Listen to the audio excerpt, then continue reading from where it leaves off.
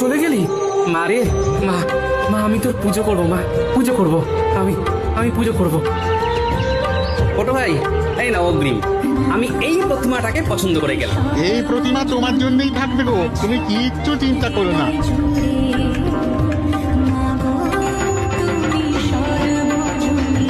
ঢাকি ঢাক জমিয়ে বাজাও, নে পুঁটি ফুলঝুরি জ্বালা, আলো দিয়ে সব অন্ধকার ঢেকে দে। এই তো জ্বালাচ্ছি খোকা দাদু, এবারের বাজিগুলো খুব তাজা আর অনেকক্ষণ ধরে চলছে।